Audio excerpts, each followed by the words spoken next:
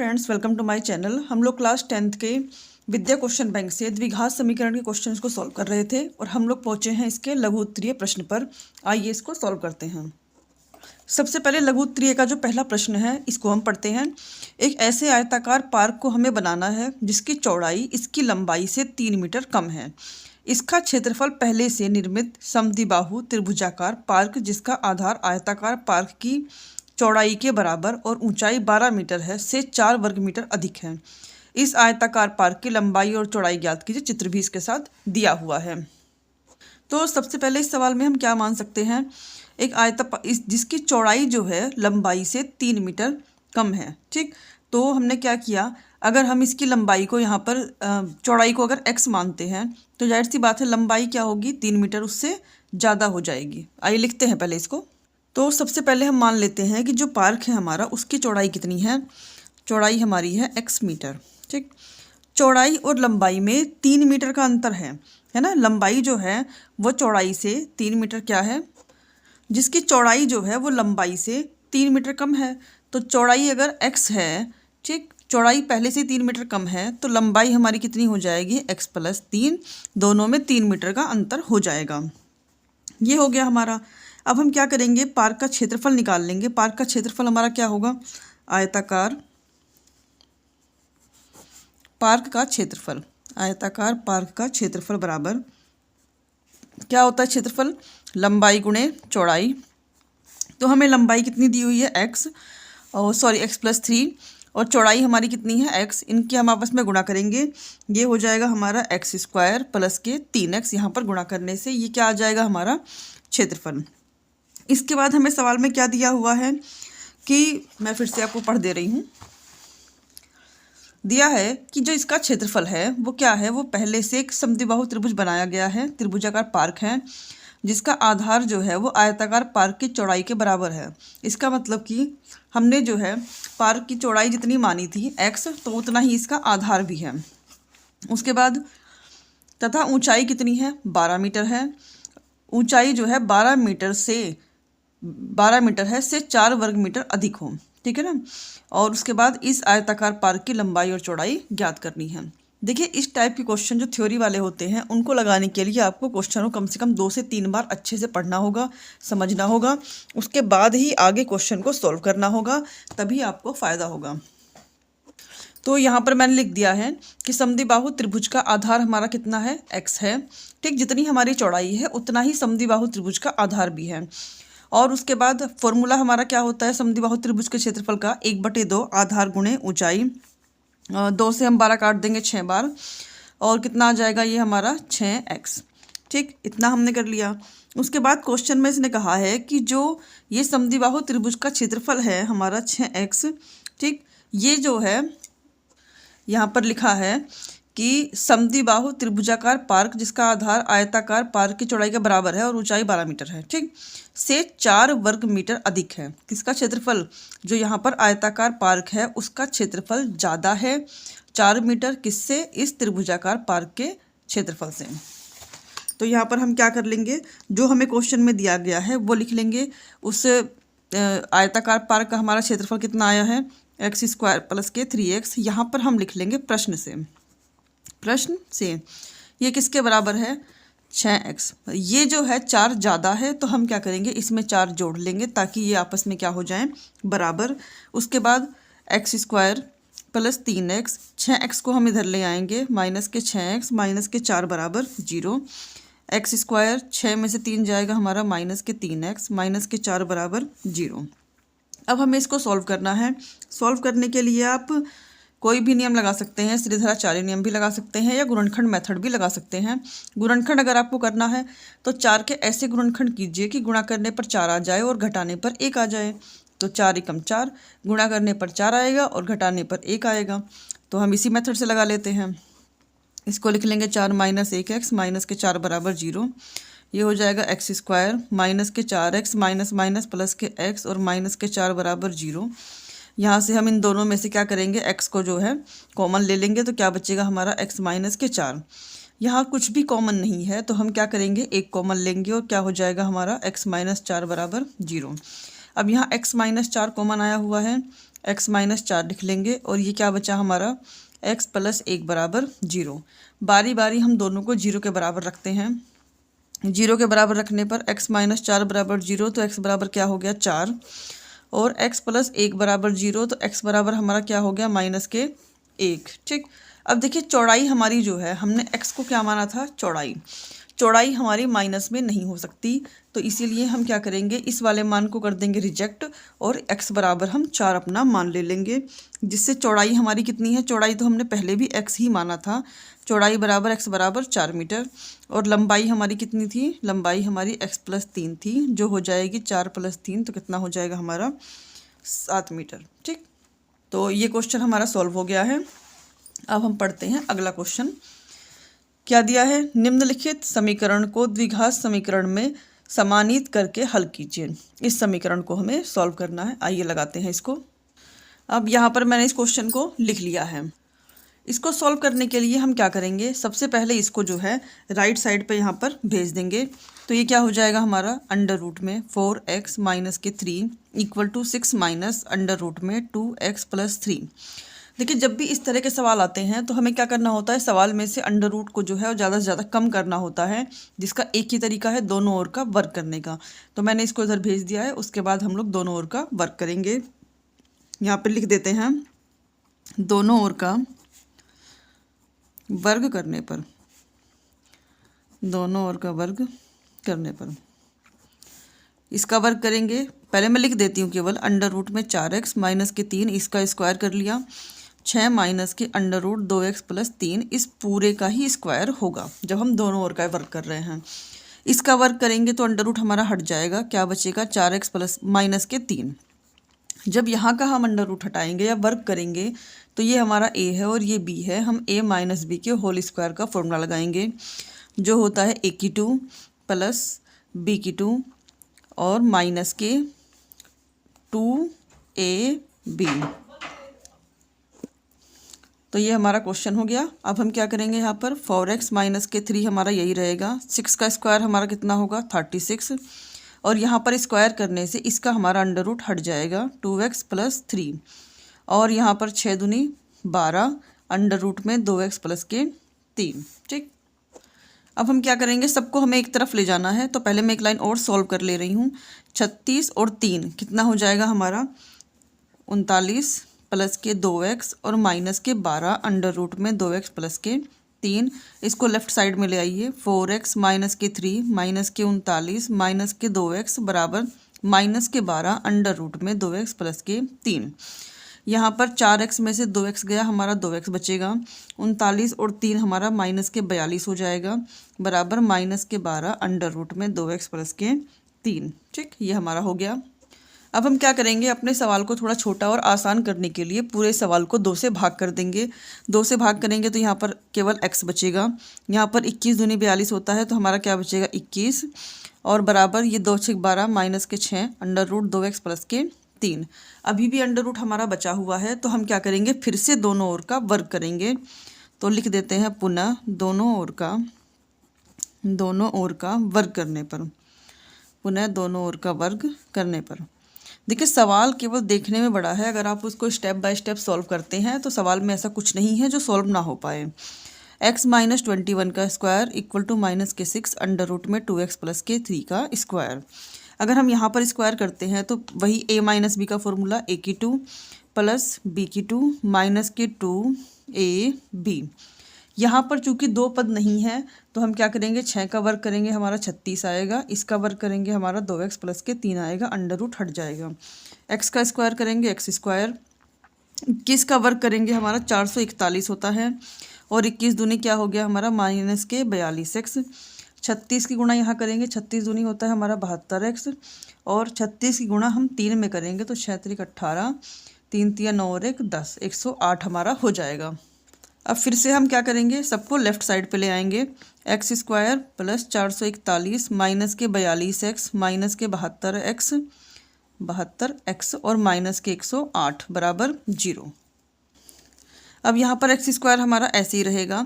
42 और 72 को अगर हम जोड़ेंगे तो 2 और 2 हमारा कितना हो गया 4, 7 3 10 और 1 11, 114 हमारा ये हो गया एक्स, और वो भी माइनस का, क्योंकि दोनों ही संख्याएं हमारी माइनस की हैं। 441 में से 108 अगर हम घटाते हैं तो हमारा क्या बचेगा 333 बराबर 0। अब हमें इसके फैक्टर करने हैं कि हम किससे गुणा करें कि हमारा जोड़ने पर क्या आ जाए 114 आ जाए और गुणा करने पर 333 ही रहे। तो अगर हम 111 गुणा 3 में करते हैं तो 333 आता है, और 111 में 3 जोड़ते हैं तो हमारा 114 आता है। तो यहाँ पर हमने क्या किया 111 प्लस 3 कर लिया एक्स, और प्लस के 333 बराबर 0। X square minus 111 x minus के 3x और प्लस के 333 बराबर 0। x कॉमन लेंगे, इन दोनों में से क्या बचेगा x माइनस 111, यहाँ से माइनस 3 कॉमन लेंगे तो x माइनस 111 बराबर 0, क्योंकि हमने यहाँ पर माइनस कॉमन लिया है तो ये निशान हमारा क्या हो जाएगा माइनस हो जाएगा। अब यहाँ पर केवल x माइनस 111 कॉमन लिया गया है और कौन बचा है हमारा x माइनस के 3 बराबर 0। हम क्या करेंगे कि दोनों को बारी बारी 0 के बराबर रखेंगे। x माइनस 111 बराबर क्या हो जाएगा 0, तो x बराबर 111, और x माइनस के 3 बराबर 0, तो x बराबर हमारा क्या हो जाएगा 3। तो ये जो हमारा क्वेश्चन था ये पूरा सॉल्व हो चुका है।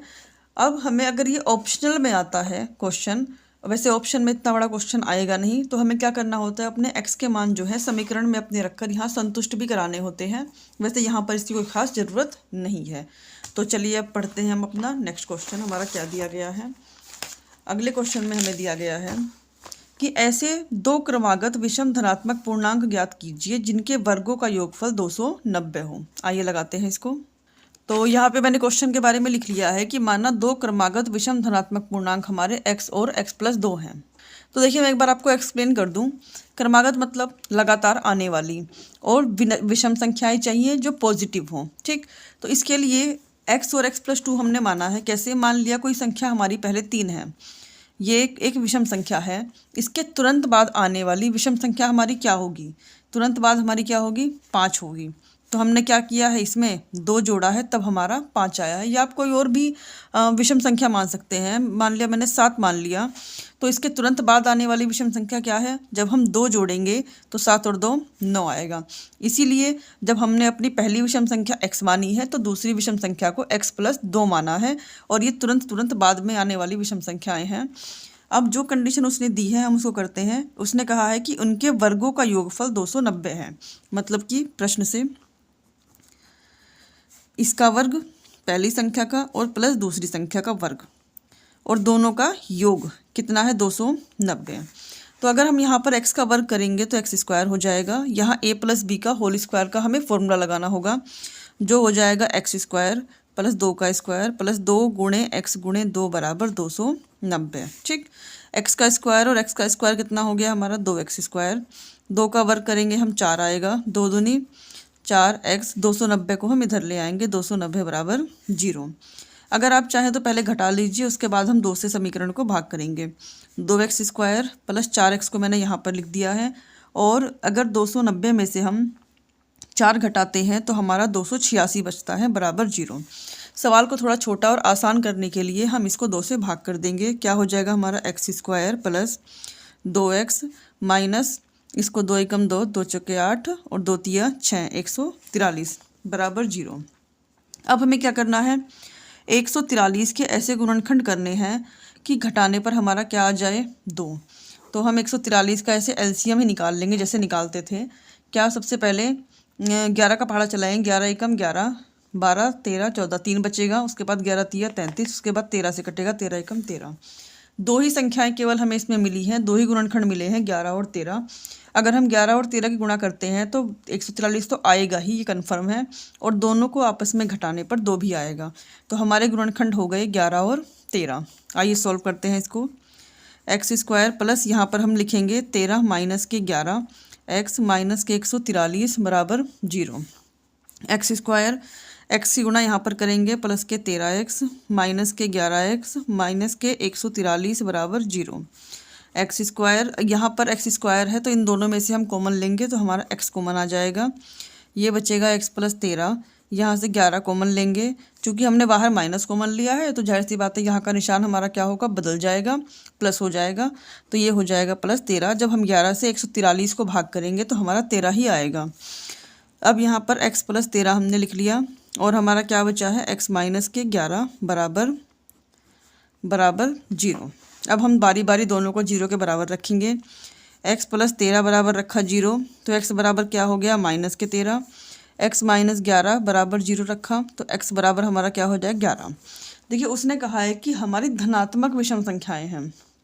तो पहली संख्या तो हमारी आ गई जो हमने यहाँ पर x मानी थी। दूसरी संख्या हमारी क्या थी, x प्लस 2।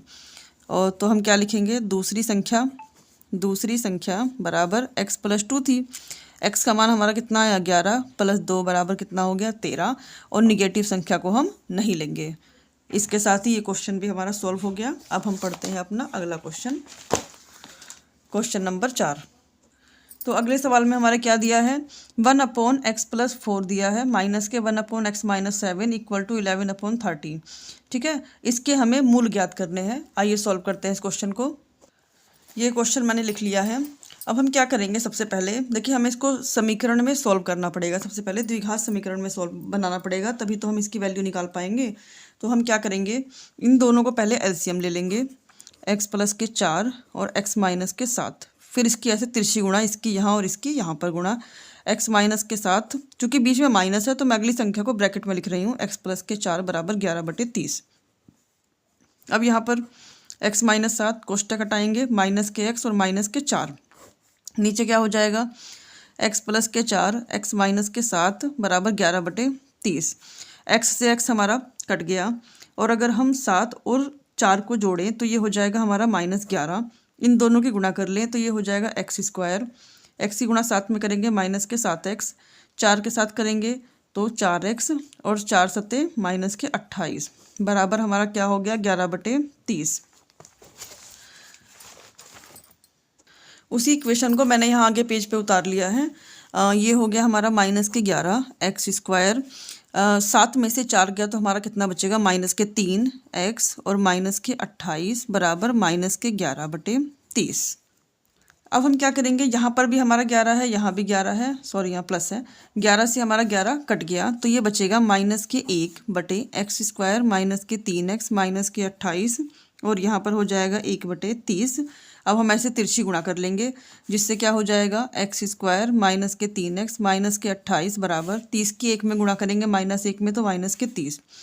फिर x² माइनस के 3x माइनस के 28, 30 को हम इधर ले आएंगे तो हो जाएगा हमारा प्लस के 30 बराबर 0। अब x² माइनस के 3x, 30 में से 28 जाएगा तो हमारा बचेगा 2 बराबर 0। अब 2 के ऐसे गुणनखंड करने हैं कि जोड़ने पर हमारा कितना आ जाए, 3 है तो 2 एकम 2, 2 प्लस 1 हो जाएगा x प्लस के 2 बराबर 0। x² माइनस के अंदर गुणा करेंगे तो कितना हो जाएगा हमारा, माइनस के 2x। फिर माइनस की यहाँ पर गुणा करेंगे तो माइनस के 1x लिखिए, चाहे आप चाहे x लिखिए, एक ही बात है, प्लस के 2 बराबर 0। अब x², इन दोनों में से कॉमन ले लेंगे x, तो यहाँ पर क्या बचेगा हमारा, x माइनस 2। यहाँ से माइनस 1 कॉमन लेंगे तो क्या बचेगा, x माइनस के 2 बराबर 0। अब हम यहाँ से x माइनस 2 कॉमन लेते हैं और x और माइनस 1 जो हमारा बचा है उसको एक साथ लिख देंगे। बारी बारी दोनों को 0 के बराबर रखेंगे। x माइनस 2 बराबर 0 तो x बराबर क्या हो जाएगा, 2। x माइनस 1 बराबर 0 तो x बराबर हमारा क्या हो जाएगा, 1। तो इसके साथ ही ये क्वेश्चन हमारा सॉल्व हो गया है और जो हमारा आंसर है वो भी मैच कर गया है। हमारे मूल आए हैं 1 और 2। अब हम चलते हैं अपने नेक्स्ट क्वेश्चन पर। क्वेश्चन नंबर 5, द्विघात समीकरण अंडर रूट में 3x² माइनस के 11x प्लस के 8 अंडर रूट 3 बराबर 0 के मूल हमें ज्ञात करने हैं। आइए लगाते हैं इसको। ये इक्वेशन को मैंने लिख लिया है। देखिए मैंने पिछले भी कई सवालों में आपसे बताया था कि x² के साथ जो भी संख्या हमारी होती है उसकी यहाँ पर गुणा कर लेते हैं। तो हम 8 अंडर रूट 3 की गुणा 3 में करते हैं। अंडर रूट 3 में कितना आ जाएगा, अंडर रूट 3 और अंडर रूट 3 की गुणा 3 होता है, 8 3 24। तो हमें 24 के ऐसे गुणनखंड करने हैं कि जोड़ने पर 11 आ जाए। तो ये 8 3 24 ही हैं, 8 और 3 जोड़ेंगे तो 11 हो जाएगा। तो इसको हम लिख लेते हैं ऐसे, अंडर रूट 3x² माइनस के 8 प्लस के 3x और प्लस के 8 अंडर रूट 3 बराबर 0। अंडर रूट देखकर सवाल में बिल्कुल भी डरना नहीं है।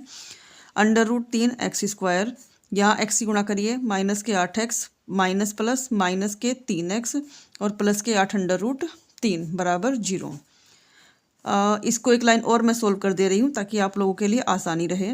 ये तो अभी सेम ऐसे ही रहेगा। इसको हम लिख सकते हैं √3 गुणे √3x, क्योंकि गुणा करने पे फिर हमारा 3 ही बनता है। तो ये समझिए कि 3 को मैंने तोड़कर 2 हिस्सों में कर लिया है। प्लस के 8√3 बराबर 0। अब हम कॉमन लेंगे। इन दोनों में से कॉमन लेने पर हमारा क्या, केवल x कॉमन आ रहा है, तो यहाँ पर बचेगा हमारा √3x माइनस के 8। इन दोनों में √3 हमारा कॉमन आ रहा है, तो माइनस के √3 कॉमन गया, तो ये बचेगा हमारा √3x। चूँकि हमने बाहर माइनस लिया है तो यहाँ पर माइनस के 8 हो जाएगा और √3 बाहर जा चुका है, बराबर 0। इन दोनों को हम एक साथ लिखेंगे, √3x माइनस के 8, और ये जो बचा हुआ था इनको एक साथ, x माइनस के √3 बराबर 0। फिर इसको और इसको बारी बारी 0 के हम बराबर रखते हैं। क्या हो जाएगा हमारा, √3x माइनस के 8 बराबर 0, √3x बराबर 8 और x बराबर 8/√3। ठीक, एक आंसर हमारा ये हो गया। दूसरा, हम इसको जब 0 के बराबर रखेंगे, x माइनस के √3 बराबर 0, x बराबर हमारा क्या हो जाएगा, √3। एक ये दोनों आंसर हमारे आ गए, एक ये और एक ये। इसके साथ ही ये क्वेश्चन भी हमारा सॉल्व हो गया है। अब नेक्स्ट आगे के जो क्वेश्चंस हैं उनको हम नेक्स्ट वीडियो में सॉल्व करेंगे, नहीं तो वीडियो लंबी हो जाएगी। और मेरे साथ आप जुड़े रहिए ताकि आपको आगे भी ऐसे सॉल्यूशन मिलते रहें।